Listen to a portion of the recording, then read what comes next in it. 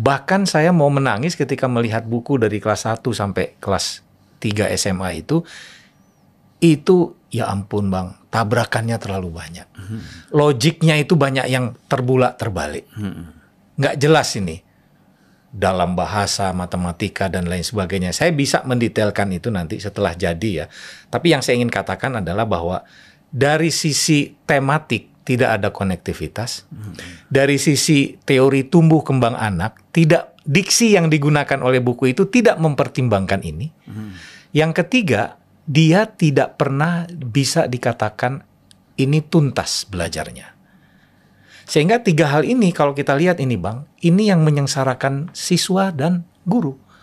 Guru begitu terima buku pokoknya, baca ini wasiat, udah ajarin aja.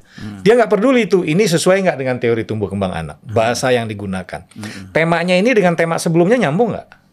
Nggak pernah dia ngecek Bang. Nggak pernah dia ngecek. Jadi begitu saya teliti, ya ampun, pantas saya bilang, kita nggak pernah maju. Karena buku teks itu mau kurikulum merdeka, KTSP dan lain sebagainya. Begitu saya cek per subjek, per tema, konektivitasnya, diksi yang digunakannya, saya patut menangis melihat itu. Jadi karena itu saya sekarang memberanikan diri sedang menulis buku teks sendiri ini. Yang saya perhitungkan itu apa?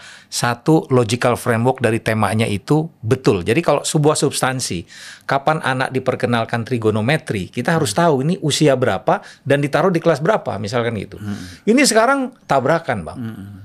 Konsep misalkan hukum-hukum kimia dan lain sebagainya, diperkenalkan di kelas berapa? Konsep biologi yang paling dasar itu apa? Jadi biologi itu belum apa-apa, anak kelas SD itu udah diajarin soal binatang. Dirinya sendiri belum paham. Jadi maksud saya banyak konsep-konsep di antara tema-tema buku ini itu Bang nggak pernah ini jadi perhatian orang DPR, nggak pernah jadi perhatian menteri. Padahal di sini pusat kebudayaan ini yang bisa mengubah karakter anak tuh adanya di situ. Dan saya boleh meyakinkan diri bahwa saya setelah membaca buku teks yang beragam itu, saya boleh mengatakan buku teks itu justru yang membodohi kita.